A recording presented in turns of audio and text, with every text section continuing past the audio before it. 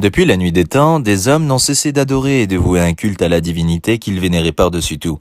Certains adoraient des idoles, des statues sorties de leurs imaginations. D'autres s'inclinaient devant des pierres, des arbres ou des montagnes. Enfin, ces derniers comprirent que tout ceci ne pouvait rien leur apporter ni du bien ni du mal. Et comme notre père Ibrahim alayhi salam, ils conclurent alors dans leurs esprits que ce monde si magnifiquement construit ne pouvait être le fruit d'une divinité que les yeux pouvaient apercevoir ou que les esprits pouvaient comprendre.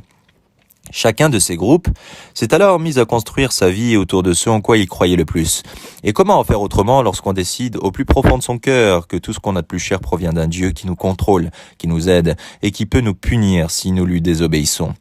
Ainsi, les civilisations passées se sont alors mises à placer au cœur de toute leur divinité et à tout construire autour, quelle que soit sa divinité, quelle que soit sa croyance. Chaque civilisation a glorifié sa croyance et a cherché à réguler chaque pas, fait et geste de sa vie en fonction de cette dernière.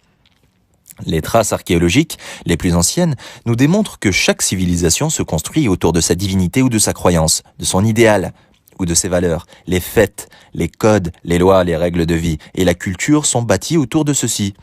Et depuis, les temps les plus anciens des hommes se sont mis à adorer la chose la plus majestueuse et importante à leurs yeux, le soleil.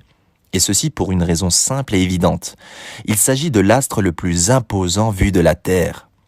Depuis l'Égypte antique, avec l'adoration de Ré, le dieu solaire considéré comme le créateur de l'univers, ou le fameux Sol Invictus des Romains, ou soleil invaincu, reprenant, le soleil Invictus romain instaurait donc un culte du soleil, qui devait avoir lieu le 25 décembre de chaque année. Et oui. Petite parenthèse intéressante, mais Noël en réalité ne célèbre pas la naissance de Jésus, mais du soleil. Pourquoi ? Eh bien, tout simplement parce que l'Empire romain est la première nation à s'être convertie officiellement au christianisme par le biais de l'empereur Constantin, qui était avant un adepte du Sol Invictus, ou adoration du soleil. Il décida donc de garder la fête du 25 décembre et de remplacer la naissance du soleil par la naissance du nouveau Dieu, le Christ.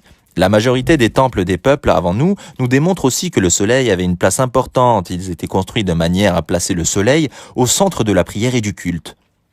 Les Aztèques considéraient Huitzilopochtli comme le dieu du soleil et maître du monde. Les Nordiques l'appelaient Sol ou Baldr. Les Japonais, Amaterasu. C'est d'ailleurs ce dieu qui est représenté en rouge sur leur drapeau. Au final, quand on y regarde de plus près, on constate que tous ces peuples adoraient plusieurs divinités différentes mais portaient tout un point commun. Elles donnaient une importance capitale et majeure au soleil. Souvent, c'était le dieu le plus fort de tous, ou le plus important. Le soleil a donc été la chose la plus vénérée et adorée dans les temps passés.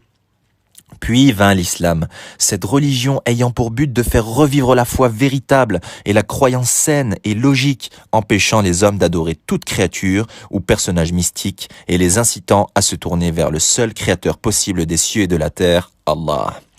L'islam est venu briser ces idoles, qui emprisonnaient les hommes dans le faux et les empêchaient de s'épanouir et de donner un sens réel à leur vie, à leurs existences. L'islam est venu connecter l'homme avec sa nature originelle et son créateur. L'islam est venu donc détruire ces fausses divinités et tout ce qui pouvait s'y rapprocher. Ainsi, lorsque l'islam est parvenu aux hommes en Arabie, toutes les habitudes, les traditions et fêtes en lien avec l'ancien temps d'ignorance ont été aussi balayées pour faire place à un monde nouveau, clair, simple et authentique. C'est d'ailleurs à ce titre qu'Allah nous révèle dans le Coran وَمِنْ آيَاتِهِ اللَّيْلُ وَالنَّهَارُ وَالشَّمْسُ وَالْقَمَرُ لَا تَسْجُدُوا لِلشَّمْسِ وَلَا لِلْقَمَرِ وَاسْجُدُوا لِلَّهِ الَّذِي خَلَقَهُنَّ إِن كُنتُمْ إِيَّاهُ تَعْبُدُونَ. En islam, le soleil et aussi la lune sont considérés comme des signes et des preuves de la grandeur de celui qui les a créés et non comme des divinités. Il est même venu abolir tout signe, tout événement ou lien ayant une relation avec l'adoration du soleil ou de tout autre astre. De nos jours, la religion n'est pas trop à la mode. Nous vivons dans une société de culture catholique, mais cette dernière a été déchristianisée. Durant les siècles derniers, mais on garde toujours des traces de cet héritage chrétien et païen. Et dans cet héritage se trouve même dans la culture quotidienne que nous vivons au jour le jour, et même dans le calendrier. Tout d'abord, le calendrier que nous utilisons est un calendrier grégorien. construit autour des cycles du soleil. Il a été mis en place pour la première fois dans sa première version par Jules César pour honorer le fameux Sol Invictus ou soleil invincible. Ainsi, sa base est donc construite sur l'adoration d'autres qu'Allah, pire péché en islam. De plus, la célébration du Nouvel An est elle aussi non anodine. C'est une tradition polythéiste que les peuples d'avant avaient l'habitude de commémorer pour fêter le renouveau et la renaissance. Les mêmes Romains dédiaient ce jour à Janus, dieu du début et de la fin, et célébraient son culte en officiant une fête pour ce nouvel an. Les Babyloniens aussi fêtaient le nouvel an en sortant. En islam, comme nous l'avons expliqué dans notre précédente vidéo, que vous retrouverez en description, seules 2 fêtes sont permises, pas une de plus et encore moins une fête qui a pour origine l'adoration d'un autre Dieu. Dans un célèbre hadith, le messager d'Allah, sallallahu alayhi wa sallam, nous avait pourtant mis en garde contre le fait de suivre les autres religions ou cultures. Il alla même jusqu'à dire que s'ils entraient dans le trou d'un lézard, nous les musulmans, nous le ferions également.